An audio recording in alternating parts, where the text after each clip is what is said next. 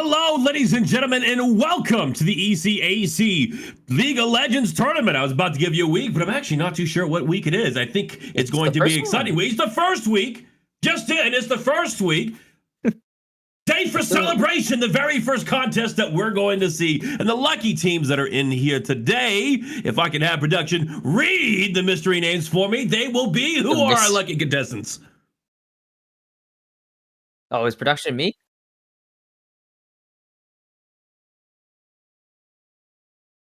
Okay.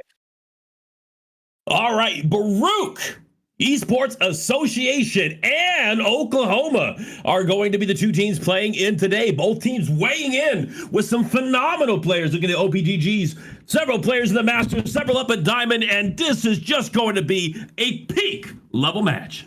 I hope so, dear God. I've watched enough Emerald and Diamond, or Emerald Platinum, to fill a lifetime of League of Legends. I really, really hope these players are better than that. Also, Sky, I'm just gonna say there's no space in my name. I also feel I feel so left out. You guys have animated icons, and I don't because I drew mine, and I have no animations. I barely have drawing skills. Well, Mr. Kimchi, my guest speaker here today, doing the play-by-play, I only have one thing to say to you, and that is to get your money up and not your funny up. Get on my level, because I am an expert when it comes to broadcasting. And yes, I've got a very fanciful model that moves as I move. What are you going to do about it? It's more, I don't want to animate. Animating's hard. It takes time and talent, and I don't have any of those three things, unfortunately. I listed two things. It's fine. It's fine. I can't count. We learned that already. Well, I'm sure you've got plenty of talent, just not in the art of counting. But we're going to find out what your talent is today in the art of the play-by-play. Well, we got to wait for these players to learn what the art of starting the draft is. We are still waiting on it. Oh, dang. We've upgraded the stream display. Oh yeah. Oh, this is gorgeous. Look, they have us in the top. We're in the top corner here. We're looking down at them. That is not how we want to position ourselves as broadcasters. Let me say, friends of the ECAC, we are not looking down on anybody. In fact, we're hoping for the success of all players and whatever capacity that might be. But the draft is underway. So let's get into it. Oklahoma and the Baruch Bearcats.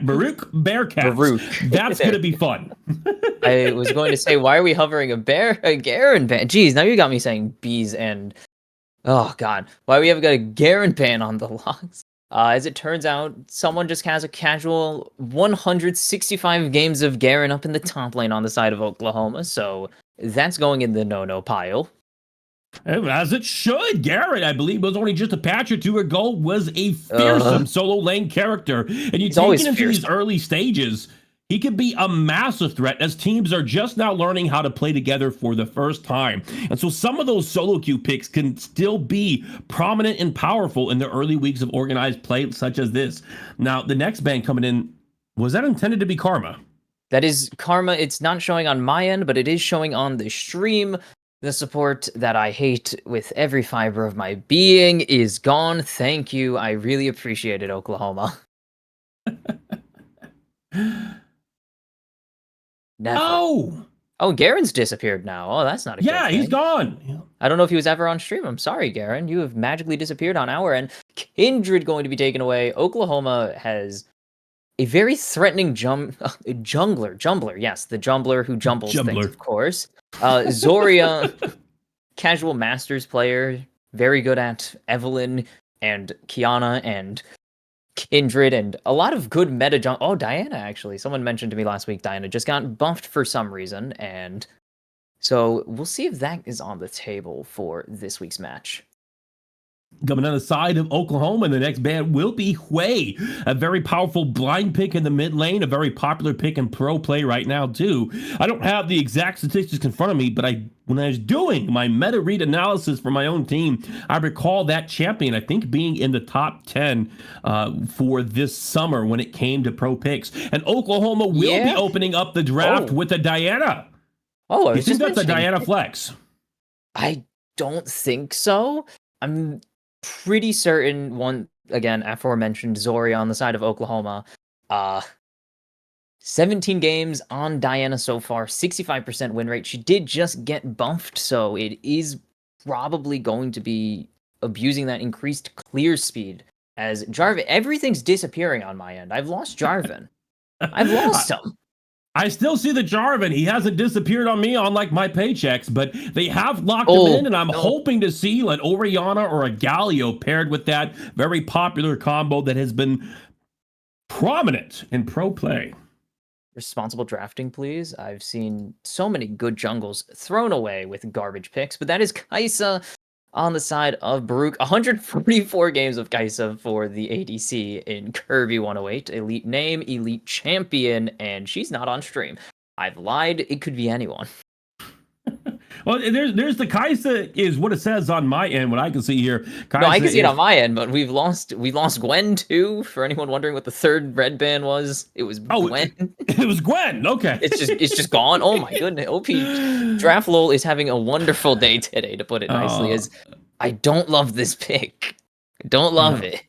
Goodbye, Miss Stacy on band number 3, but they're going to go with the Smolder. Smolder is another really popular ADC right now. It's been a bit of a surprise to me.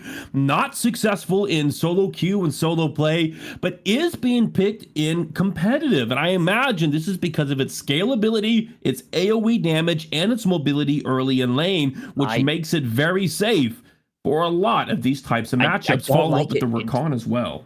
I don't like it with the into the Kai'Sa. You go down to a duel with Kai'Sa and your Smolder, you're losing almost every single time unless you're fed.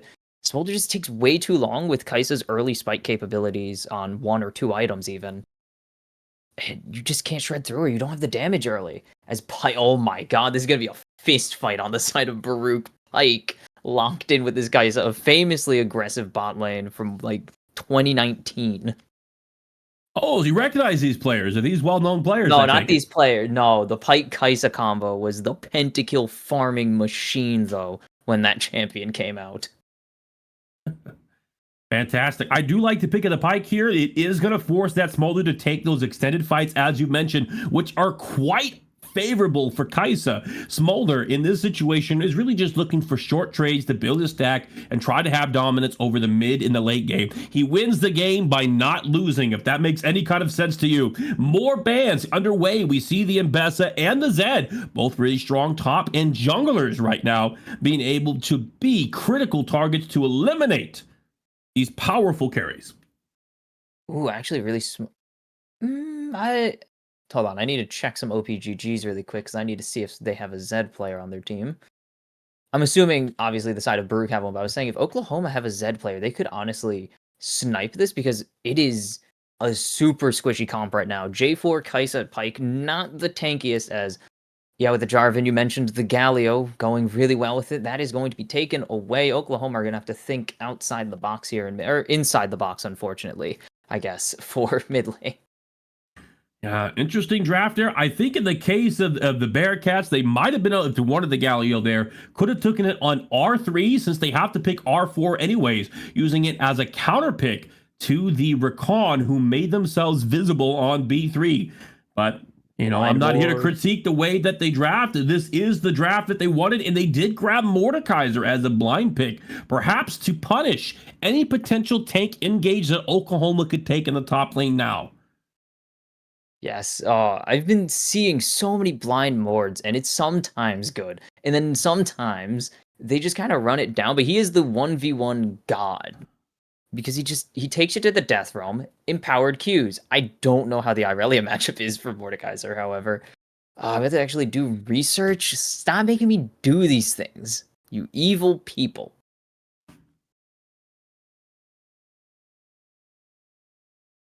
All right. Well, according to LOL Analytics, I just pulled it up with a sample size of over 1,000 games. The win rate for Irelia and the Mordekaiser is about 48% in favor of Mordekaiser at 52. But that is going to be an Irelia mid with a twist strategy coming in as Gnar is picked into the Mordekaiser. Did we just get baited? I guess I've not seen a IRL mid in a while. I mean, I guess it's been not super long as I can remember it, but it's just like, I haven't seen Irelia in general. She's been a dead champion in any kind of organized play. So this is kind of crazy to see suddenly. And Gnar is Gnar. he wins your team fights as Baruch going to go with the Syndra. It's simple. I mean, it's simple logic. If you want to jump on top of me, I'm going to push you away as far as humanly possible and then try to one-shot you. Or one rotation. I guess I hate the word one-shot more than I hate the word one rotation. All right, you're going to get those low analytics once again, and it looks like Nar is favored to win 53% of the time against Mordekaiser. And the matchup, Aurelia favored to win into Syndra. Syndra is at 49% to 51 in favor of Aurelia. I think the Really? strategy here, though, is for that mid and late game scaling from Syndra. This is generally into the context of games, and these statistics do not always capture the lane dynamic nor the way that they synergize with the rest of the team. So these statistics can only give influence or a suggestion on who might come ahead and should not be taken as law. I can see some strategic advantages to having the Syndra who can pop her ult and eliminate Smolder before he can get his full spell rotation off. What's the peel rating for this team? Let me see. Because the most important thing when you have a champion like Smolder is how much peel you have, and I'm giving this team. I'll give them a 1 out of 4 in the peel rating. It's really just Rakan. Irelia, Diana, they're abandoning this Dragon Child as soon as possible. Gnar would be a good option, but unfortunately, Gnar also only has CC maybe, I would say 30% of the game on a rough estimate. So Mordekaiser flash ulti, Syndra one rotation, Pike finds it, Smolder. There's not a lot of protection for the for the tiny dragon on the side of Oklahoma. No, unfortunately, there is not, but he does have his own mobility, and Rakan is able to answer at least one of those threats. And something that I always say is every action has a reaction, and so if all the resources are spent going after the Smolder, that could be an opportunity for Diana or Aurelia to play the cleanup crew. Whether or not that happens really depends on individual performances, and we'll find the answer out here shortly after the load-in and the delay. Stream delays at the oh, or not stream, sorry. I meant spec delay. Ooh, I'm hearing word that they might have remembered to turn off spec delay. So we actually, well, we'll find out because they did just finish up draft. So You can turn off spec delay for spectating League of Legends. I don't. Wait, what? Hold That's the on. new patch, right?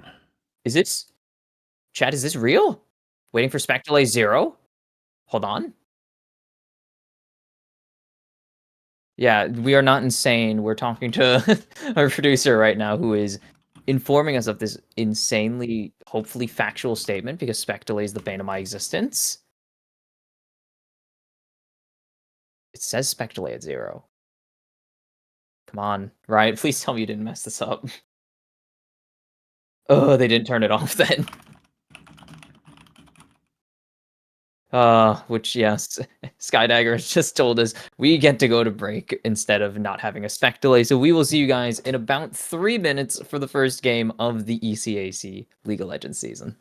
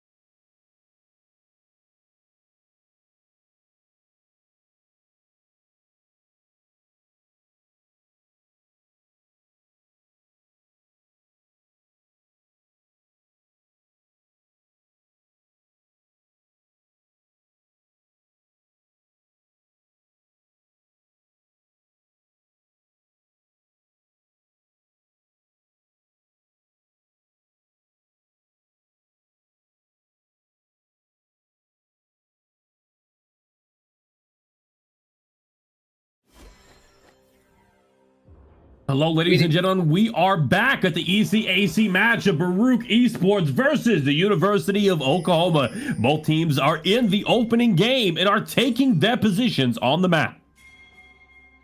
Sorry, I got distracted. My friend DM'd me at the worst possible time. I didn't notice you were going to toss right there. Usually we go a little longer. And by we, I mean me. I like yapping, but let's see. Anything interesting? No, boring 5 points. If you've seen Pro League or any kind of organized play with some coaching, it's just, you do 5 points. They're nice, they're easy. They generally won't get you killed unless one of your players is an absolute psychopath, so it's just the correct play, unless you want to go for some cheeky invades, which neither of these comps can do. Baruch probably could have went for one. Whether they can or can't do it really depends on if the opponents are expecting it. Even the most wacky plays have a weird way of working out. It's why when we do coaching, we tell people not to look at the results of the play to determine whether or not it was a good play, and look at the probability or the theory of the play and accept that sometimes weird things just happen to work. Yes, Fnatic Deathbrush. You shouldn't Deathbrush every single game, but it has a track record of working if you have good map control. Etc, etc. Oh yeah, First Strike Syndra. We're in for the long haul. Lots of poking. Lots of lame and boring poking as expected in a melee range matchup. Ooh, got a complex. Nice combo there on the wave to stack the Q all the way up. We'll get a decent chunk out, but it's just gonna get traded back. It's just traded back. Honestly, when you said God Complex, I thought you were insulting the player. Oh, no. Making fun of him. And then I saw the Aurelia's name is God Complex. Their name is like, literally that God is Complex. Awesome. It's a good name. I mean, you picked the right champ for it, too. If there's any champ that is a God Complex, Irel's one of them. All right, in the top lane here, Gnar is able to get the level 2 first, maintaining the minion advantage. Ooh. Action happening Flash in the out. bot lane. Wait, this is going to be first blood over to the Pike with the Ignite, and Thylako is just going to walk away.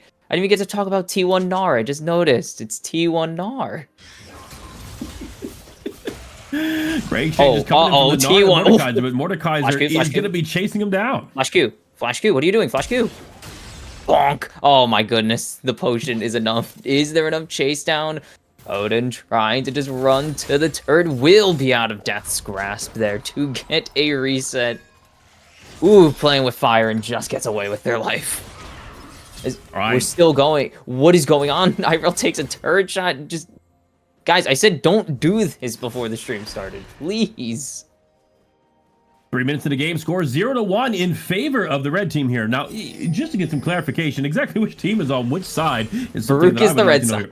Baruch is red. Oklahoma is blue. Oklahoma is blue. We're going to write that down, ladies and gentlemen. Oklahoma is going to be blue today. Baruch is the red side, currently in the lead by now by a 500 gold advantage, almost the equivalent of 2 kills.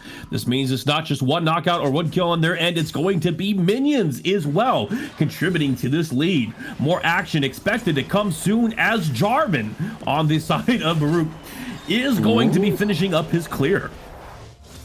See, we got a simple reset, man. I don't know why. I guess I'm disappointed because I'm used to just relatively psychotic League of Legends, and this is definitely not even close to that level. This is a little more responsible, a bit more reasonable play. Just, you know, sometimes you just like a good curveball to completely throw a game into chaos. Looking for top side here. They will find the other jungler. Get the flag and drag. Pike is just about to get here if they can land this E or the hook. Flashed away. Nice stun coming through from God Complex. Does he have no flash actually to chase through, but has the Q range, and that's going to be 1 kill going over to this God Complex, fueling it for certain. As nice hook, as there's a Mord solo kill in the top lane, and okay, maybe there's a little bit of chaos left in even Masters tier play. Oh, there will always be chaos. Within the order of professional play, there is chaotic plays happening all the time. Beautiful mastery coming up from the side of God Complex as they flash that hook, allowing them to take an aggressive trade. New fight breaking out right here. God Complex going onto the Syndra. Syndra repositioning the back as we have Rakan coming for the flank, but it will not connect, and both teams forced to disengage. These guys just really want to get on the map and get busy. I mean, you're Pike and Rakan. That's what you're supposed to do. You're drafting these guys for their hard engage. And they're pretty good at getting rotations, especially because they don't need levels. So, yeah, they're just kind of chill to let the ADCs be bored in the bot lane as actual things happen on the rest of the map. All right, 5 minutes in the game. Score is 1-2 in favor of Baruch right now. Action happening in the bot lane. Pike looking for a hook. Will get the hook to land on Smolder, but a kite comes up to Smolder as they win the exchange. That was a nice grand entrance there. This nice grand entrance forces Kirby to tank a ton of damage from the Smolders. They're just going to keep going. These guys just don't know when to quit. They just want to fight. Maybe they're... Maybe this will be just like my other leagues. Nice catch on the... Doesn't turn into anything, man. I wanted that catch to turn into something so badly. I mean, it's one of the things that we call asking questions. They're asking if they have a response. If they don't have a response, they win the fight, and they do. They're without resources. Been great fight happening in the bot lane. Will lane for Pike getting the knockout. It's going to be a 2-for-1 feats of warfare, almost picking up Thylaco as well, but it will be a kill going over to this Rakan, but more importantly, Diana, actually. Oh, they just got vision there on the minion wave, so they knew to move away from the river, or else you risk dying for no real reason. All right, Jarvan at the end of the play there. Looks like he's waiting for the respawn of the Scuttle here in order to get that vision and secure a possible play around the Drake, or get the vision to allow for a Voidling play in the next minute and a half, given the tempo to his team. Right now, they have a chance to act on the map, while Oklahoma is forced to respond and adapt. And we can see Syndra trying to get that vision into the jungle there in order to prohibit people from disrupting such a play. Surely they don't force here, because no team should force Drake after seeing the after showing mid rotation away and no bot lane control, right? No, okay, good. Responsible league on the table still. Never mind. This Pike is just fishing for these kills. Gets a nice stun, but there's no damage to really follow up quite yet. There's the plasma rocking. Good block there from Thylaco to prevent any further damages, but now Killer Instinct on the table here. Plasma rocking onto Thylaco. Trying to get something with this grand entrance, but they are trading from behind right now. Kai'Sa has that free reposition in shield if she ever needs it. It's just gonna be another forced reset out of this bot lane on Oklahoma. Ooh. Almost gets interrupted by the Pike, but will not correct. Now being forced on the back burner. This is a chance for Baruch. I had to get the name right every time I look at that, because Kai'Sa has a level 6 advantage here. If they can get a hook, if they can get the charges off for the passive, it's a great way to force a fight. Unfortunately, good defensive positioning coming in from the side of Oklahoma, not allowing them to seize that opportunity. Okay, they're going to force a play mid, gets the stun, or gets the airborne through the stun. God Complex running away, kiting to Zarya, who they know is around, actually. Oh, there's no Cataclysm. Zarya already has Moonfall. This is a big level advantage, just ticking over to the 6 right before off of that wave. So they will have to sack the grubs, surely. Michael then sets up the vision. Jarvan coming in from the flank, looking for a possible steal, will be cut off by the Rakan, and looks like they may be deciding to call it. Mordekaiser being forced back into the jungle by the Gnar through the threat of his teammates, and the Grobs, the Voidling successfully going over to Oklahoma. I hope there's a visual mod out there for 3 Gromps instead of the Grubs. That sounds like a great time. If they have Lee Sin as Goku, I imagine they have a Gromps mod for the Voidlings. Oh wow, max rage hook, and that is just guaranteed certain death. Wrong champion, but still the same effect. Mordekaiser with a 2nd kill now up in this top side, and that is maybe the champion to be afraid of getting a lead. He is the definition of a stat stick champion.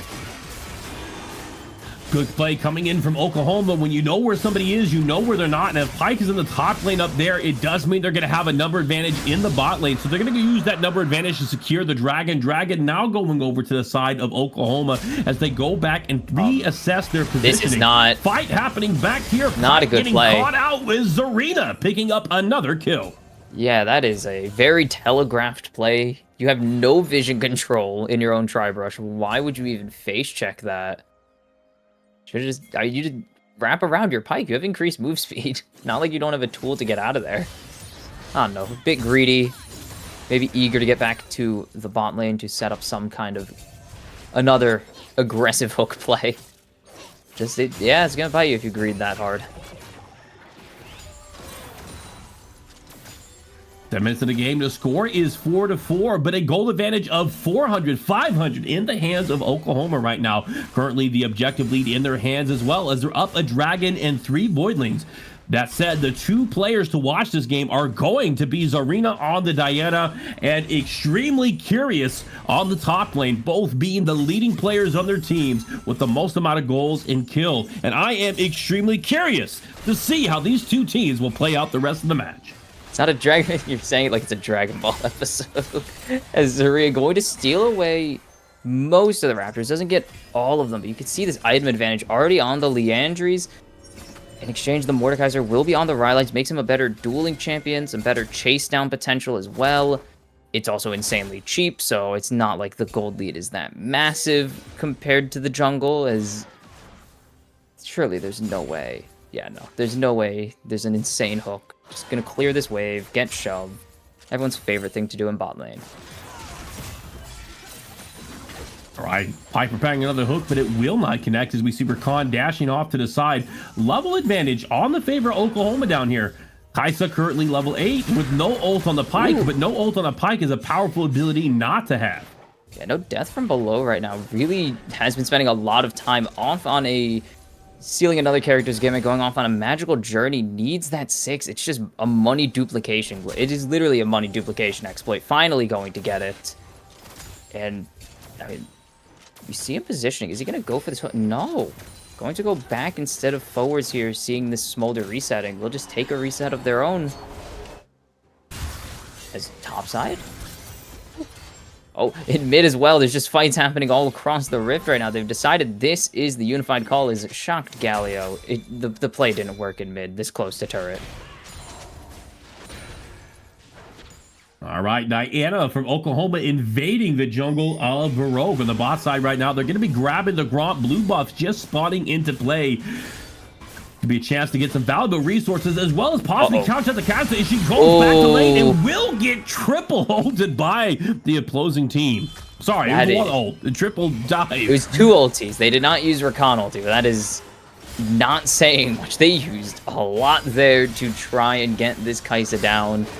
They will also steal this blue as in topside. Extremely Curious picks up a 2nd solo kill, and that is the issue with the Mordekaiser. It slowly is going to just snowball into un-1v1able territories. I don't think No is going to be able to get out of this quite that easy, but there's no 2nd grand entrance, so somehow Syndra gets away with positioning that greedily. Okay, they just missed him up in the top jungle. Actually, they have an angle here. There's no Moonfall. Extremely Curious is pretty bulky because he is Mordekaiser, but he needs to be under turret. There's the smite, there's the flash, and the Cataclysm from the Jarvan. Is it going to be enough? This turret is doing so much damage, and it's going to be a nice shutdown going over to Akamaris. Fantastic play. 13 minutes in the game. Score is 6-6, and we are finally tied when it comes to gold differentials. Both teams hovering at about 22.6 thousand gold. Players, the most fed players on each team, fairly close to each other as well. But Diana edging ahead with a 600 gold lead on the Mordekaiser in the top lane. Despite that shutdown, will not be enough to slow her down. Gnar pushing up, trying to get some plate goal on the top here, forcing a teleport from the Mordekaiser. No plating gold, and you're down 1,600 in a farming lane. That is not a good sign of things to come, to put it nicely. 72 CS, you're 34 down. You've been killed 3 times. Yeah, it's a rough day at the office for you.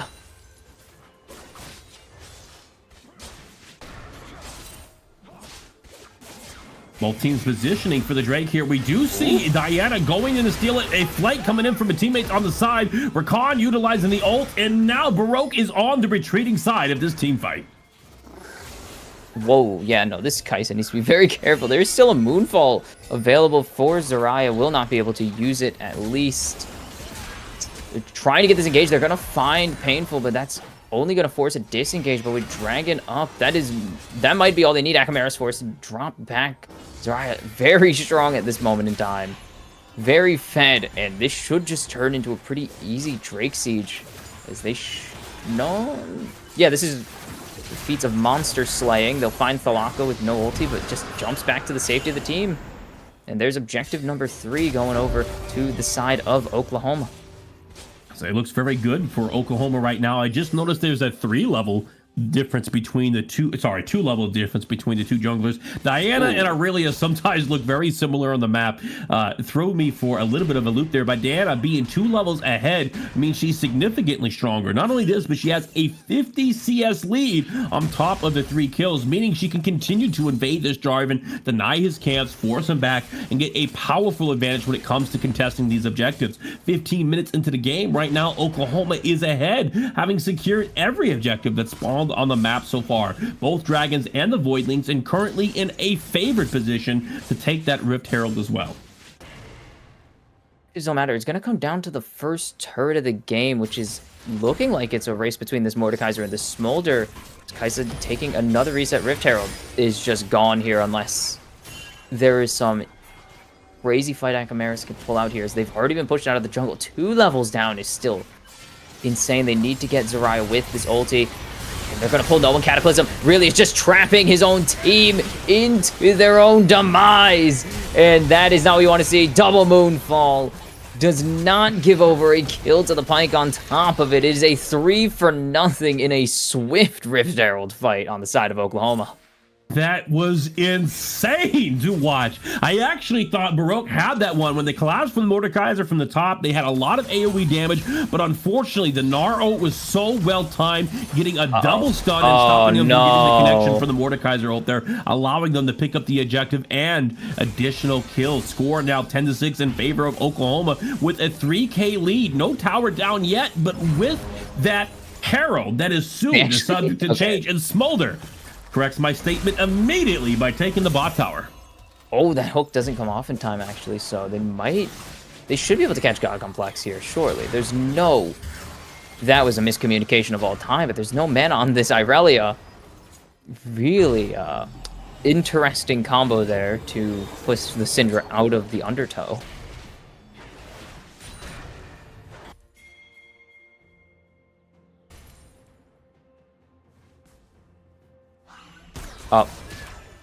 Another face. This team, Baruch really like face checking bushes for some reason. I don't know.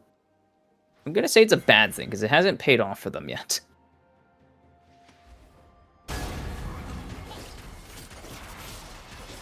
Oda, you're not winning this fight, buddy.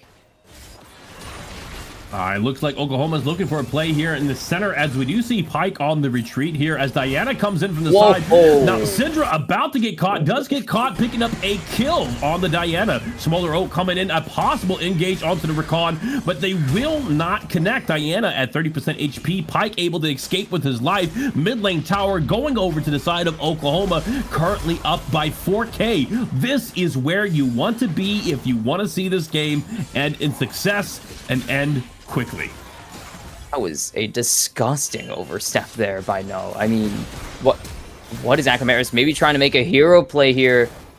Doesn't burn his flash at least, but it's not really doing that much to the enemy team at this point. Rakan likes his flash, but he doesn't need it, unfortunately. There should be a dive coming through. Meganar is a nice ulti to try and bring this to a 1v1. It will be enough to pick up the solo kill, but it will not be enough to survive the onslaught that comes after. It's a turret in exchange for and a 1v1. Words are hard for Zarya in the end. Honestly, I think Extremely Curious made the right play there. By doing that, he took a certainly doomed situation and is able to extract some value of it by pulling the Gnar back into the tower in his alternative realm, for lack of a better phrase or word.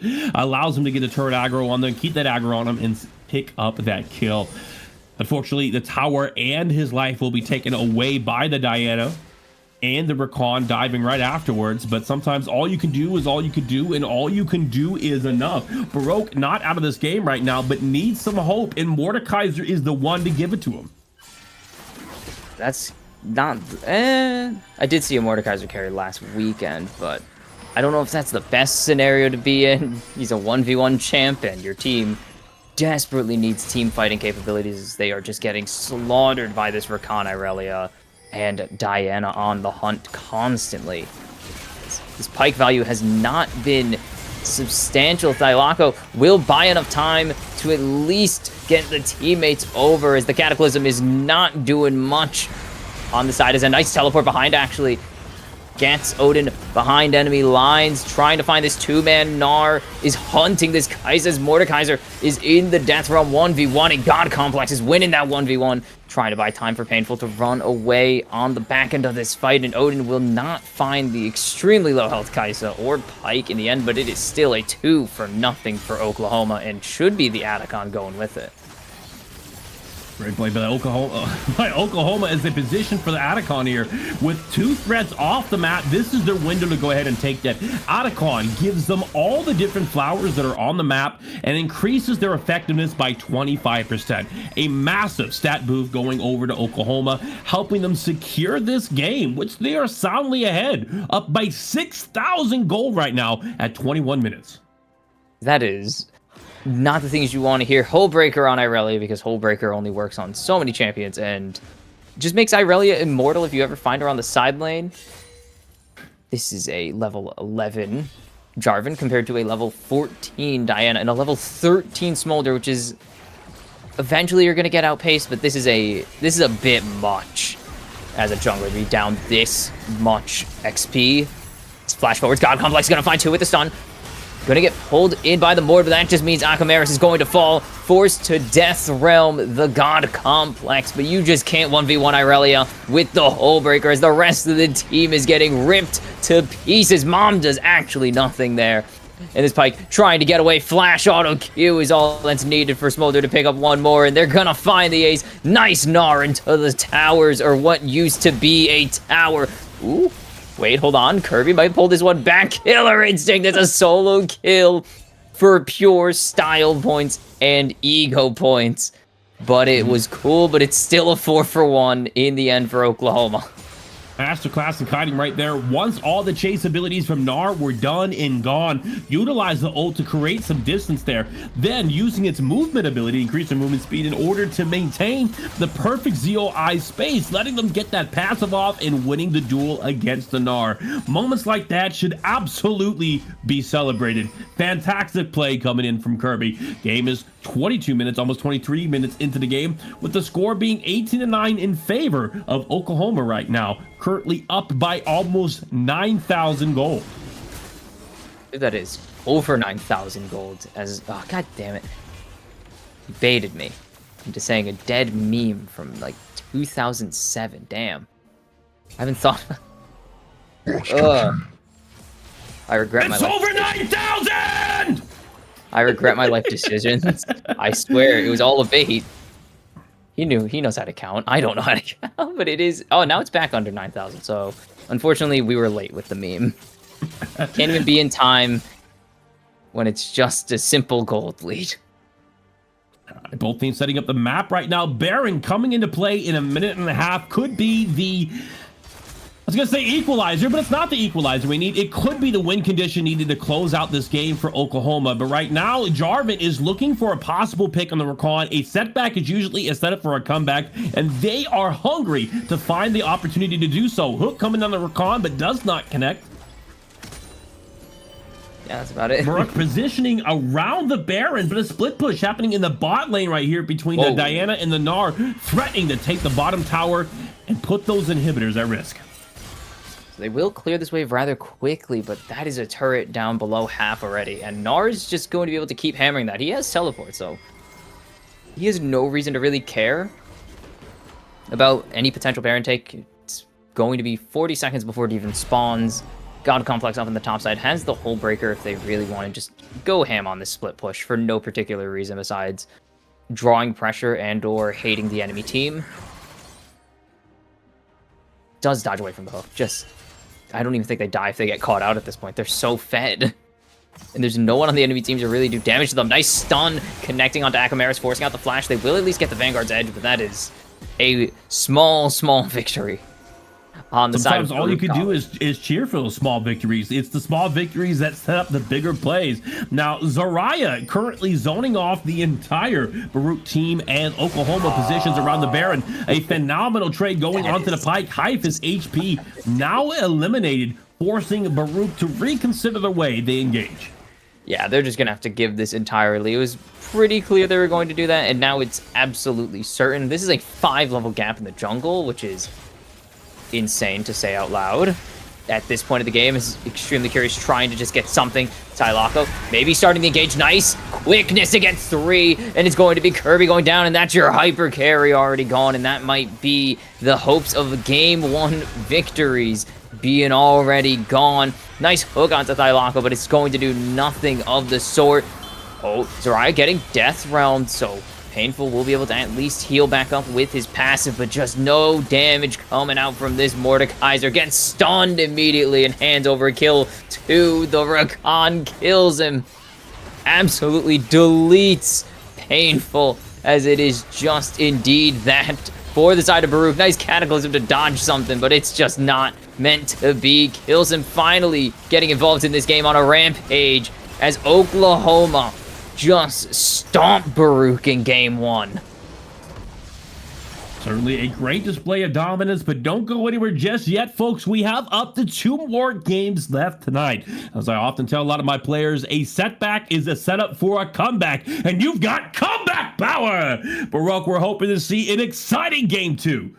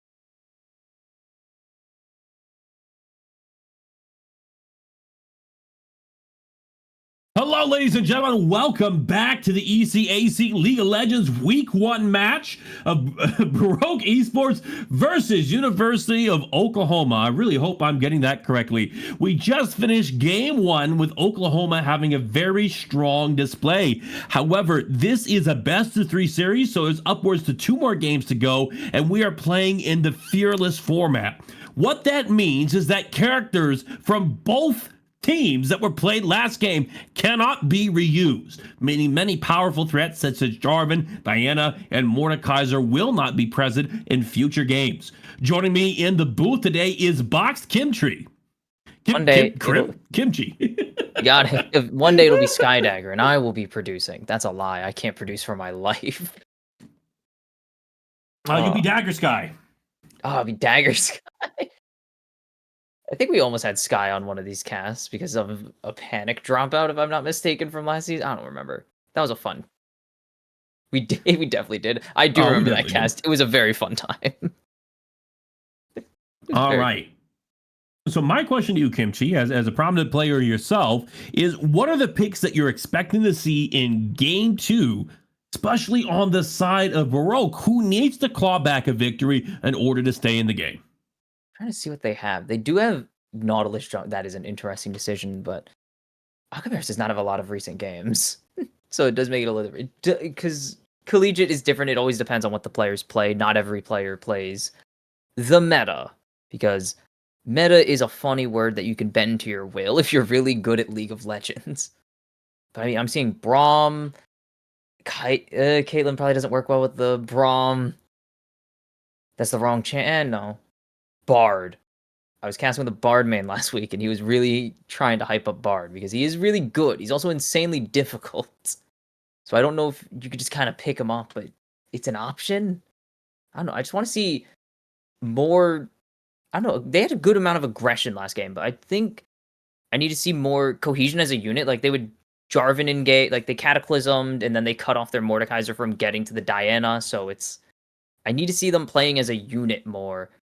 Because like when it was just the bot lane and the Pyke Kai'Sa, they were really good down on their own. The Mordekaiser was really good for the most part on his own, occasionally with the Jarvan. But it's just like, if you can't bring all 5 of your players together to win a team fight, it's going to be difficult to rely on picks and catch-outs alone to win a game, unfortunately. Especially against a team like Oklahoma, who just seemed like they had like all of their numbers in those team fights. The Diana engages were kind of insane, actually.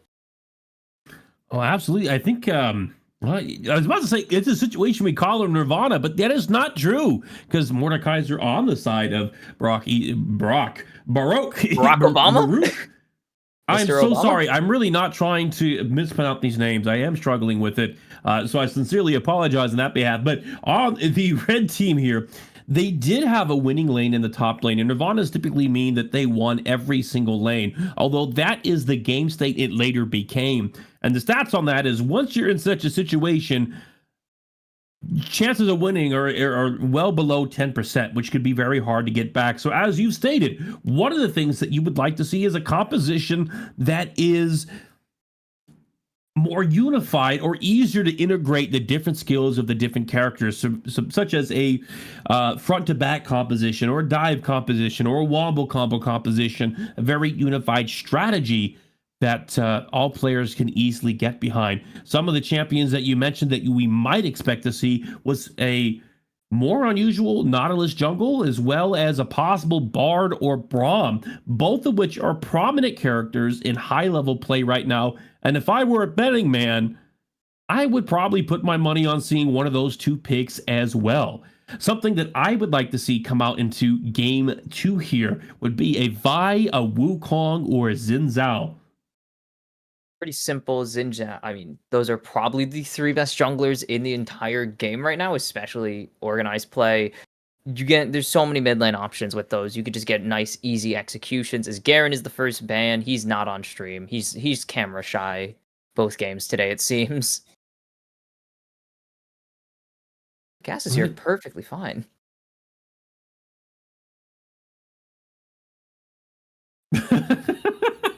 These pigs. What? No, Oh, they sorry. can't I saw it. It is the Garen. It is the Garen. Something's wrong with the code and the overlay Oh we my have with Garen, and Garen Draftlol. just goes It's on out to my. grab I can milk see and it on doesn't come my back. end, but it seems that Draftlol is having some issues today, and they are just randomly executing champions from the picture selection. As Kindred is going to be the second ban here for Baruch. Okay, Baruch. We're settling on Baruch. That's how I'm saying it is Baruch. That's how it's been pronounced Baruch, to me my Baruch. entire life, unless I've also been wrong. I think my mom went there. I should know. Oh well, then you absolutely know. That is the enunciation that I will be adopting to ensure that we are correct going forward. Looking at the bands here, though, it looks like it's going to be a repeat of the same bands in game one. We have the Kassadin, we have the Karma, we have Garen, and we have Kindred, but Poppy being banned a little bit earlier in the draft than last time. If I recall, I think Yes, it was a second Poppy was rotation. the second But rotation. it will be first rotation this time, but the Hui will still be first rotation. That champ is spooky and scary and very good at bursting down your mid laner. So what is Baruch gonna do here? They have the power of the first pick. I mean, Wukong, Xin, Vi, very good first picks here. Oklahoma doesn't want them to have a way back into this. Now, do they? Even Sky sighing at that one. As that is B1 Renekton. I am still a believer in the Church of LS. I don't like B1 Renekton. I just think he's not as strong as a blind pick as some players perceive him to be. He's very good. He's a very good solo laner, of course. You wouldn't be picking him this much, but I don't know if he's a blindable champion still. I'm kind of with you on this one. It's a bit unusual to see a top laner as a priority pick on pick one. Oh, but now you got and Renekton, no less. Yep. I do like the match from the Cassante there, but now Oklahoma has that R5 pick, the true counter pick, and their top laner has already gotten the counter. Now they can get the counter on the mid laner too if they hold that. And they still have plenty of good blind picks, both in the jungle and the ADC role. This could be shaping out very good for Oklahoma. Yeah, Oklahoma just you trade Renekton for Cassante. That's a tough one. Cassante is still Cassante. They've nerfed him several times, and he is still just the every champion. As Kiana, this is a pocket pick here, but a lot of people have been saying Kiana's been slept on. I mean, she's slowly crept into pro play even, and I guess now she's just kind of here to stay for a while. Yeah, no, she did creep in the pro play. She was a surprise pick on my end. I don't know if she's top 10, but she's up there and she's seeing a lot more play. And even in solo queue, she's seeing great success in both roles as mid laners and junglers. Using her at a blind pick here allows them to hold it as a flex. We're going for the Amumu as a counter response.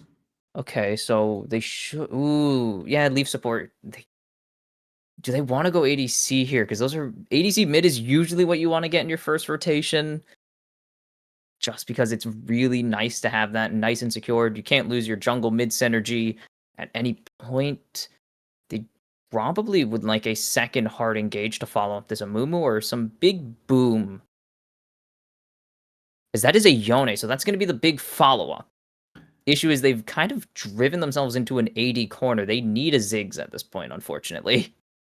Isn't Yone's damage 50% mana? Or is that just his auto attacks? Technically, every other auto attack is has magic damage, but it's not doing that much. It switches between magic and true, but it's not that valuable in the grand scheme of things. He does AD and true, realistically. All his spells, they do physical damage, correct? They all do physical. It's so weird. They really wanted Yone to have a weird passive. That is a nice counter here into the Yone. Assuming you have really good reflexes, because you can't CC him once he's on top of you, but good reflexes means a Yone just can't play the game, unfortunately for him, as Mel Medarda gets banned away. At this point, they're just going to be targeting supports, I guess. Oklahoma, I predict, is going to take the ADC on R4 and hold True Connor for support, because the support is the character that dictates the pace of the bot lane. If they get a counter there as well, they just got a counter on all three lanes. Very strong position for Oklahoma. That said, the Baruch We're I got working it. on it. Baruch.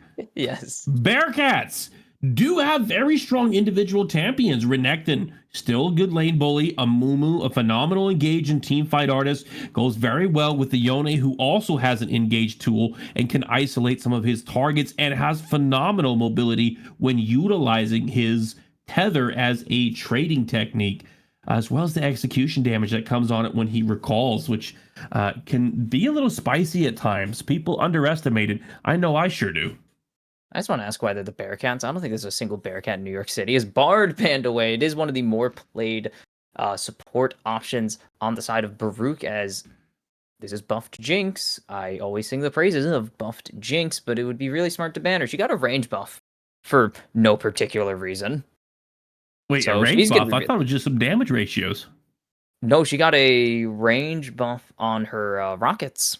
She She didn't got need 20. that. Yeah, I know she didn't need it, but she got 20. They gave her 20 range at rank 1. Look, don't ask questions. The damage you're thinking of is they gave her 10 damage on her traps. Ooh. N base damage, very valuable. Oh, I love the Zaya pick There's no here. That is nasty.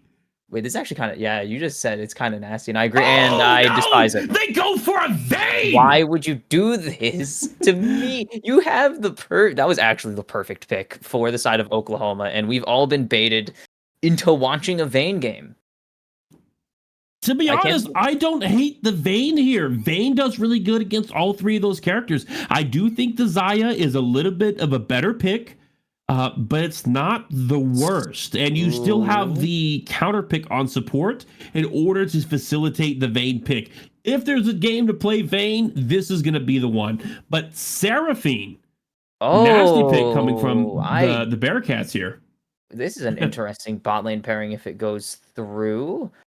Not a big fan of these two champs that don't synergize super well to a certain extent, but it will be interesting, definitely. I mean, there's a way you can make it work, but I don't love double enchanter, even though Renata's not an enchanter. That's even worse. That might be worse. Actual double enchanter. This is going to be AP Seraphine with a Nami. This is not one of Nami's better pairings. Lucian was on the table. Like, Lucian is kind of insane at everything. This is a Braum angle. Yep. Yep. Yep. You see Seraphine Nami, long Yeah, range spell. you take Braum. it's the Take Braum, he's perfect nice and easy. response. Braum's not bad into these melee picks either. In the defense, though, of Seraphine, I think Seraphine is much needed AP that the No, they needed Bearcats AP. needed. Here, yeah. And Nami's a bit funky. I've seen been enchanters Alistar? paired with her before. Sona has seen some success. Lulu, no, but I think Don't do that. Never Lulu. It wasn't Melio either. Raka, I think, has seen some success with them. Oh, And Janna has seen some success with Janna. Seraphine. Everyone's favorite. I think it should have been Alistar. They need someone to kind of keep the Seraphine safe now, because they don't have that. Everyone wants to go forwards, except for the Nami. But Nami's not really a good bodyguard because she's squishy, has unreliable CC for the most part, and a little bit of healing.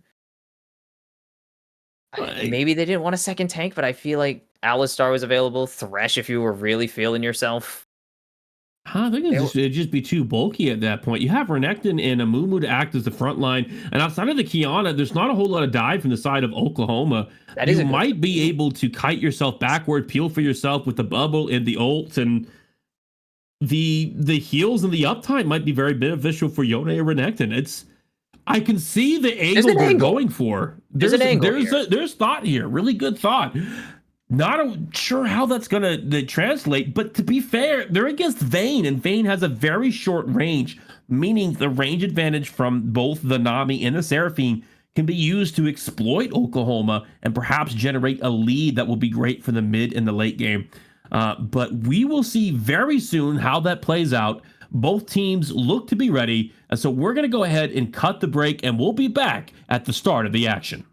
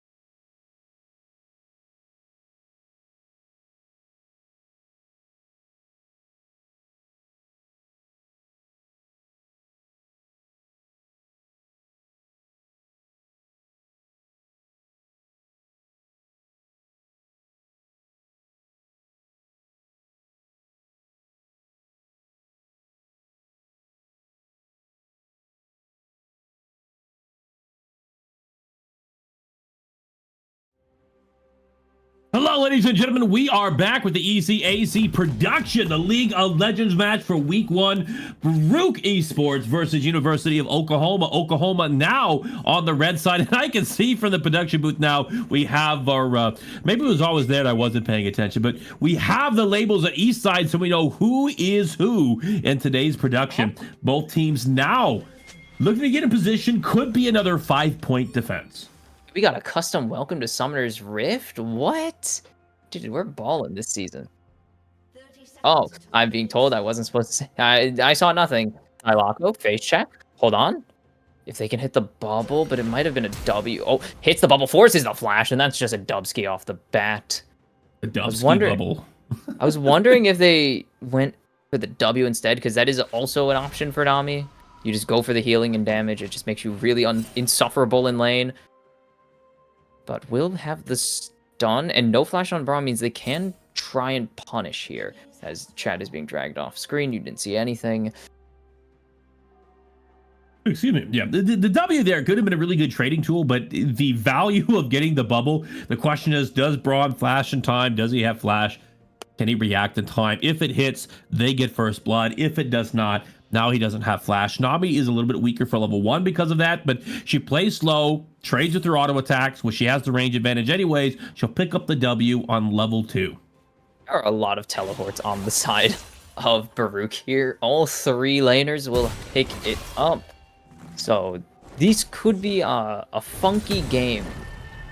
Not often we get to see triple teleports in games anymore because it's just not the... Welcome to Cleanse Barrier meta, everyone's favorite ADC meta. But being an APC, you can actually afford to go for this as there's an invade. Ooh, Zarya just unspotted at the moment and does get the steal with the smite as well. No, it... God, both smites are on the same freaking timer.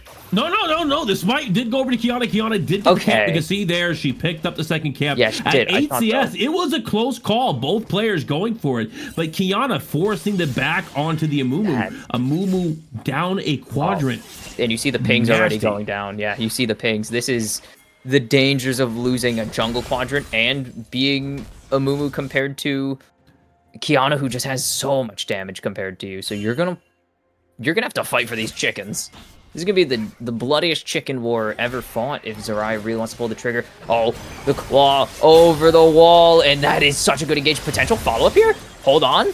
Have Baruch pulled this back? There's so much damage going on to Zarya right now. Lands the stun. The ward in the bush means first blood goes over to No Toy Chua. And that is, trying to fish for it with the soul unbound. Will get the shield and leave such a good response there from Baruch. A beautiful response from Baruch. You know, Oklahoma had very good use of ZOI there with the Lissandra hopping over the wall and force on the Amumu in a 1v2, but due to the rotation coming up from Nami got the heal, allowed him to get out there, they got the pick, and they took a disastrous situation and made it something that could propel them into a very strong mid-game. Beautiful work. That was actually...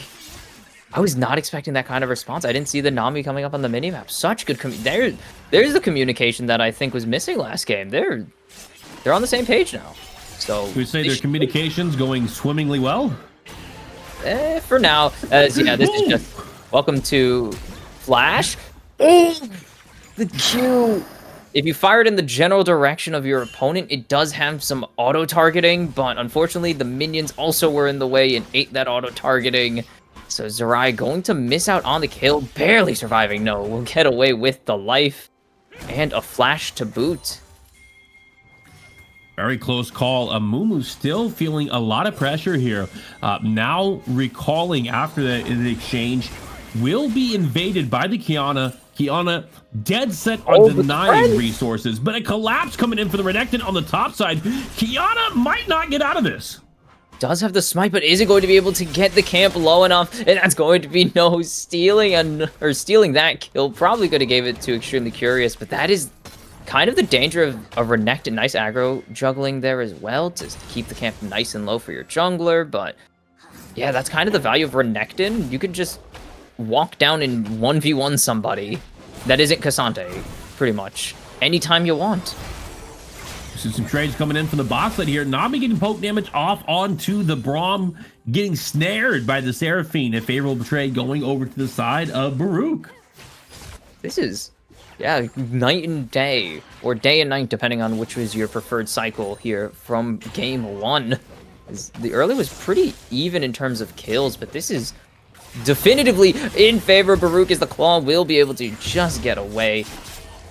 But it's just forcing out resources and tempo here from the side of Oklahoma.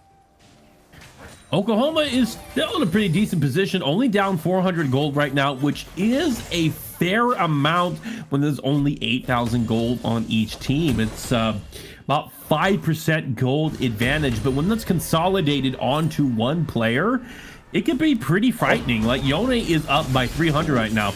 Dive coming in from Cassante. Nice dance moves here. Needs to be careful still. Cassante will not yield, and you have to remember that he does not yield, ever. Still not level 6. Yeah, that is kind of the issue here now. You miss too much of the wave. You don't have Dominus. Cassante spells cost nothing, so you just kind of have to let the proxy happen, which is weird to see Cassante proxying. Just very weird. It might be he's not too worried about the Amumu, who's been set back here. He doesn't want to take the extended trades with Renekton, who's a really good bully. Interesting to see for sure, but looks like we have some action on the map as Baruch is now setting up a dragon play, going for the first dragon of the game. Braum coming in from the side here, looking for an angle to get a pick.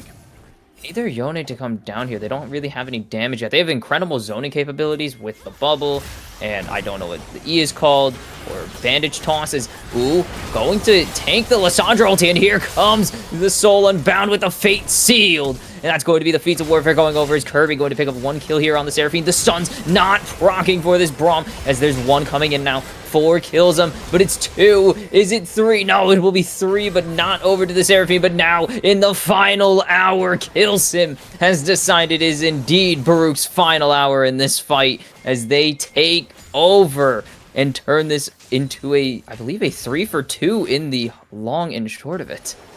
That is absolutely correct. 3 kills going over to Baruch, 2 going to OU, but Oklahoma was able to get some powerful shutdowns there and are currently ahead in gold, now up by 1,100. Oh, this is what they did on the other side. Nice flash through. Don't know if there's a chance for another bandage toss. Nope. And they're just going to be able to get this Cassante out nice and easy. Does cost the flash, but you're Cassante. You'll live. You'll manage for 5 minutes. Probably. Right, Lissandra, call her Seraphine, has the push in the mid lane here, trying to get some shit damage onto the Yone, but she has to be very cautious of the all-in potential there, especially when her ult is not up. A move from the side of Baruch, now onto the Voidlings, but a collapse coming as a response from trying to Oklahoma. solo the grubs. You do have good grub solo here, as that will be one going over, so they're guaranteed at least a split on the side of Baruch, as there's the stun onto Braum, but that's not really the target you want to hit. They will just chunk into him. If there's no Braum, there's no going forwards, but now the Cassante has the collapse. They will get 2 Void Grubs, but here comes the engage. The supreme display of talent finds Noah, but there's a 3-man Q3 from Odin, and it's going to be 2 falling. It'll be 3 and 4 shortly following after on the side of Oklahoma. Powerful play on Oklahoma, now up 3 kills and a total of almost 3,000 gold. A massive tempo swing is what we have just witnessed here. Only were we able to see them get those kills, but I stand corrected. I thought they grabbed the Voidlings. I thought they were able to take it, but it was Baruch that got all 3 of the Voidlings. I guess the Kianis might had to be early. That's my best guess there. Pathmaker into the all-out. He will not yield, but the Dominus also match. No ulti, no curse of the Sad Mummy from this Amumu means there's no lockdown onto either target for extended periods of time, and it's going to be the Cassante. He does not yield, but he will have to give that one away. It's only 1, should have been 2, because Cassante is Cassante. Ooh. He had to yield to the second tower, but we do have Noi coming in from the side here on the Yone, looking for a double kill. Might be able to cut the angle, uses the ult, but does miss from a fake coming from Kiana. Stun coming from the side of Keontae, and then because he's forced to go back to his tether, they're going to walk out safely. Wow. I mean, that was a tough position. Just had to blind into the bush. Just hope you found somebody. Didn't get anyone. Ran out of time on the on the soul unbound is a little bit damaged. I don't know if this is the play, but if you could buy enough time, actually. No, just not enough to outlast the second route coming through from this Lissandra. And teleport out just for safety as kills him. Picks up one in the bot lane in the 2v2. As No will just try and take some turret platings as consolation. Can we talk about what just happened in the last 5 minutes? A lot. a lot of things happened. And Baruch, off to a very good start. Shut down the Kiana, who was invading, who was trying to shut down the Amumu. Picked up some good double kills, and we're in a great position. And suddenly, a massive team fight breaks out around the Voidlings. They were able to take the Voidlings, but Oklahoma got a quadra kill off of that. And prior to that, they had a winning team fight in the mid lane around that dragon, where it was they gave up 3 of their players to take 2 away from Baruch, but they had the shutdowns, which put them ahead by 1,100. And from that play, those 2 plays, they're now in a very dominant position 11 minutes into the game, up 4 kills and 4,000 gold. 6 kills. I thought I'm supposed to be the one that can't count. Stop stealing my gimmick. My gimmick that I can't count. Okay. It's okay. Mistakes happen. That's how I became an esports coach. Dang. I don't even have a response for that. I got nothing. You stumped me. You've defeated well, me. You can make plenty of choices too. You're a League of Legends player. I'm sure that was a big mistake. No, there are no choices. 12 minutes into the game. Now, Oklahoma going for the Drake. It's just jungle tempo. This Amumu just got ulti back up during the Cassante, during the Chaos fights. Just had time to pick up the Curse of the Sad Mummy while farming Raptors. So, is that 2 or 3 levels now? Because I assume that surely the Amumu's at level 7, right? Oh, I can't see. We'll never know. The world may never know. As this dive shouldn't come through. They don't actually have a wave here. They're going to start setting up a dive. And Amumu's in topside. There's just no chance for a response here. It's going to take way too long. They need to find this Kiana and leave. So they can insta-clear the wave, but they can't. So now here comes the supreme display of talent, surely.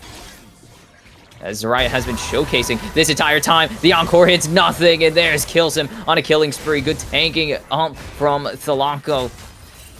Still Zarya needs to pick up that one. It should be a trade for the Seraphine. But, God Complex traded in mid lane, apparently, as well. It's a... doing math 3 for 2 across the rift again. Big shutdown on the Kiana. That's going to be worth at least 2. Now Cassante on the top side here, winning the matchup, going to get another play and further increasing that gold advantage, up 7 kills and 4,000 golds, only 13 minutes into the game. This could be another short squeeze coming in on the side of Oklahoma, and they continue to press this advantage. And we have a temporary DC, but looks like he has come back. Might just be a Wi-Fi connection issue. No health, but what a bubble coming through from painfully Remorse, as that Remorse is clearly passed on to the Cassante, who just got shredded by the Black Cleaver. Nice rotation on the Nami player, landing the bubble and causing an upset in that fight. It was going to go one way, and suddenly it went the other, which is just what we like to see to keep the excitement. But Lissandra comes in, lands the snare, bound passive, gets on a second stun, but doesn't look like it's going to be enough to finish the kill. Tidal Wave just getting blocked by the Unbreakable. They have a lot on this Braum, forcing out the flash of Thalako now. They need to try and get out of there, but there's a nice Frozen Tomb onto No, as it's going to be the Amumu to go with it. It's a double kill for God Complex, who is, I believe, 6-1-4 in this game now. That's a tough position to be in. Oklahoma has been very aggressive on this Amumu. Multiple players invading the jungle, trying to fight them, primarily this Lysandra when it comes to those Raptors. And he is now down 2 or 3 levels and having a hard time finding a spot in his team fights. Fortunately, with his ult, he is still a phenomenal team fighter and can set his team up nicely. Extremely curious in the top side jungle here, looking to try to identify where the Oklahoma players are located. Yeah, just gonna have to give over your blue buff there. And this is just more of the same for the side of Zarya. As, oh, an aggressive angle for Extremely Curious might be the demise of them, as they will at least get away. Pops the dominance. I don't know if the chase is what they need, as there's a supreme display of talent coming through for Zarya. It's a double kill for the jungle of Oklahoma. All right, 15 minutes of the game. Score is 8-18 in favor of Oklahoma, who is currently up by 6,500 right now. And for context into the game, that is about a 25% lead when it comes to gold compared to their counterpart at 24,000 right now. Not only is that a massive 16,000 gold, but it's also massive within the context of the current game state. Oklahoma being a strong favorite for the second game in this series. As I often say, though, a setback is a setup for a comeback, and there are some players on the side of Baruch who are putting in work. Yone currently 4-4-2, Seraphine 3-2-1, having massive combos with other players on their team, such as Amumu. The play is not dead, it is not over, and hope still remains.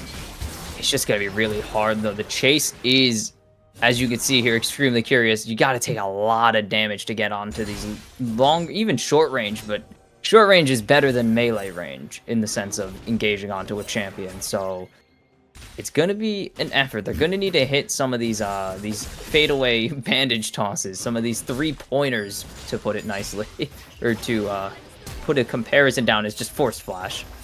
The Yomus for the, is that Serpent's Fang? That is, wow, an actual reason to build Serpent's Fang. It's almost like this item is sometimes usable. It's a very niche item, but when it works great. And right now, there's a couple different shields in the game, but they're going to want to have to go ahead and bypass. I'm not sure if it's the most effective item, but it's certainly an annoying one, and it seems to be working out wonderfully for the Kiana here. There's no reason not to build it. It is a Seraphine being the main source of the shields, but that dominance is just going to be able to get enough. 3-man curse of the Sand Mummy. It's 1-2 for the Amumu. Will it be 3? This Vayne is trying to introduce Akamaris to his final hour, but will not be able to do it even with the help of this Braum. Oh my goodness, so much damage coming out from Kills him right now, but it's just not enough to turn the fight super in their favor. Akamaris gets away with highway robbery on those kills, saves the Renekton for a little bit more, and just gets 2 for himself. Seraphine Kirby, player 108, Kirby 108 on the bot lane right here. About to get that tower, might get the tower. He's not going to get the tower as Akamis gets down by the Braum in the Vayne. Gets hit by the Braum Q. Vayne going in for the final hit. Will be able to successfully get the shutdown, becoming unstoppable. Score now 10-20 in favor of Oklahoma. Don't think that you should be taking this fight just because that push counted somehow, but it's another kill going over to this Vayne, and that is an actual hyper carry. 6-0-3 so far. Only 1.5 items, but that is definitely going to change once Kills him, get some time to reset. If, I guess, because it doesn't look like they want to. I think he wanted to maintain the pressure to get the dragon there, as Kiana was going to solo it. Now, it is a possible play here on the bot lane. If anybody shows up, they can cut it off. Right now, Lysandra is trying to elevate the game state by taking that bot side tower. Top lane being defended by the Cassante, utilizing his TP, not wanting to give any of the shutdown tower gold over to the side of Baruch. Oklahoma in a very dominant position, and they are being very, I was going to say tedious, but very detailed, very intentional in preventing Baruch from having the opportunity to score any of that much needed comeback goal. I was like, how does a team be tedious? Oh my goodness. Oh, the jukes of the century there. Meticulous. Yeah, that is what Scott Heck was saying. Okay, I just had to make sure I wasn't deaf. But I was pretty close to being deaf there, but We saw two trains passing in the night as the Renekton and Cassante stared at each other and disengaged. All right. 90 minutes in the game. Baron only 5 minutes away. Fight breaking up in the top lane. Renekton on the Cassante. Oh, both bandage tosses missed there. One of them on the Pathmaker, and the other one just throwing it over the wall. The pathing from Odin is kind of funky there, actually, to dodge both of them. Doesn't land the root. That would have been a guaranteed pair of kills there. Braum not landing any Qs quite yet. There's the root coming through onto the Nami. Is it going to be enough? The Supreme Display of Talent just kills before the explosions even go off. And the Mastery Flash for Zarya, one of their most played champions, not just this season, but clearly on the entire account. It is another turret falling. This is a 1v1, but there's no rules against making it a 2v1, as it's a 2-for-0 right now across the entire map. As the Rift Herald's coming down, Atagon's about to go down. Things have turned sour very quickly for Baruch. Certainly, when things go wrong, don't go with them. They don't want to panic here. They might still be able to find a way back if they can get the critical picks. They do have some advantages with the Amumu and Seraphine, but it's going to come down to getting the right targets at the right time, particularly that Vayne, who is a massive source of DPS on the side of Oklahoma. Oklahoma leveraging the window they just created with the Rift Herald in order to grab Atacon, giving them a massive stat boost, and having this number advantage. It looks like they will be initiating a fight here, but with the resource disadvantage could be the play Oklahoma is looking for. Wait, the Encore gets blocked though, and that means Kilsim is going to be perfectly safe at the back lines. It's a shutdown over to Kirby, but that's going to be a double. It looks like a triple. Nope, God Conflict stole that one, and that one is going to go over to Zarya. 4 for 1. Beautiful play by the Braum to block the Encore. Oh, Flash W. You didn't even need to use the ulti there, but Zarya does it anyways. And it is... They might be a little good at Kiana. Just a little bit. Just a little bit. You're going to start calling them Kiana Reeves. Oh, don't give me you love my jokes. Don't act like you do. 22 minutes in the game, 11 to 28 currently in favor of Oklahoma, taking the window off that next play to take down more towers. Center tower tier 2 goes down as Keanu Reeves now on the bot lane going for that tower. Will not be able to take it, but does get a substantial amount of damage on it. Sky liked your joke, so it wasn't a complete flop. Like, I don't even remember what the last pun was, but that one got a grown out of Sky too. That's blind check. That's honestly a good amount of damage. Is that Muramana? Not Muramana. Oh my god, Seraphs. Yeah, that is Seraphs. So it's gonna take a little bit longer. The CSing isn't great, but once this Seraphine and the Yone can get some money in their pockets, the damage is gonna get pretty drastic. As oh my goodness, Amumu gets another kill here. That might not help your shutdown. Yeah, it might not help your gold economy by giving your tank Amumu all the gold, but that's just how it happens sometimes. Okay, your Amumu throws a Q, it hits, and it happens to last it. That's just, it's not his fault. I think in this case, if he has the last hit, has the gold, gets more defensive items, his consistency in these team fights might go up. His ability to get both of the different Q tags and his ult off before the burst of Kiana could be very powerful and very helpful. But Renekton getting chased off by Kiana and Braum here. They will get this top tier 1. If they can get a top tier 2, that might be a pretty valuable gold trade as they're trying to jump in onto kills him. Okay, disengaged. I didn't see anyone. I didn't hear an enemy or red team gets a kill or anything, so I didn't know if someone died. But no, they will defend this bot tier 2. They looks like they'll hand over third Drake as the Cassante is back to answer the Yone split push. This is a little greedy, but you might need to play for yourself at this point, because that is probably going to be what the angle comes down to. This Yone needs money. He's only on Bork right now, if I'm not mistaken. Are they going to call the Yone back? Tried to go rotate and over to help him, to help save him. But the communication is not there. The two players are separate. Now Cassante's having a one-on-one, but the Yone cancels his back to rejoin the fight. They lose the Seraphine here in a catch out of mid, and now Renekton has to try and make something out of this play, but gets rooted. You're in the no-move combo. It's a double kill 4 God Complex. If they can get the Cassante, that's something. And Cameron Akamara steals another one.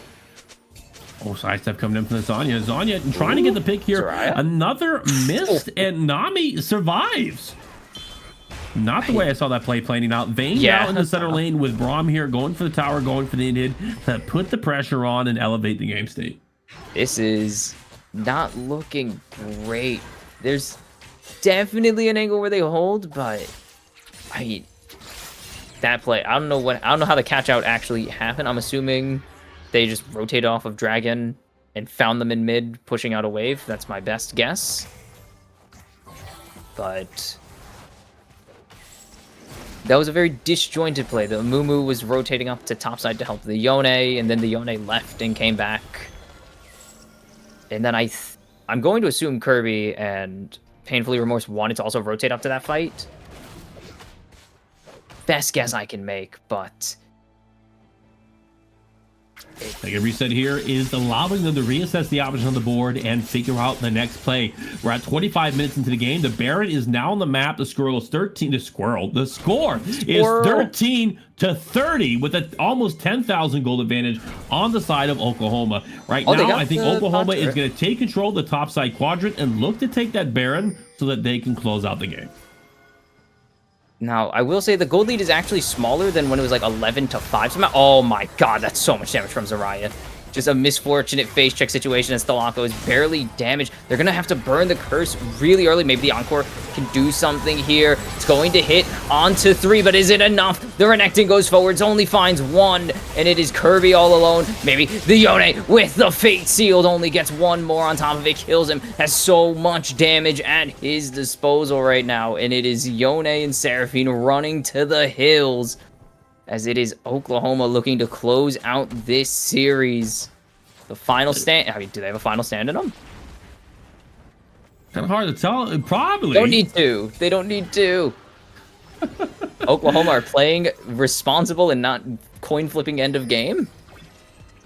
Crazy. Smart move on their end there. I will say Baruch played that last team fight very well. Unfortunately, I think they just got stat checked due to the gold differentials and the level differentials at this current state in the game. But with this window, Oklahoma is now finally taking that Baron, which will give them a very powerful buff, allowing them to close out the game. What the Baron buff does, for those who don't know, it empowers the minions that are around you, increasing their resistances, their health, and their damage.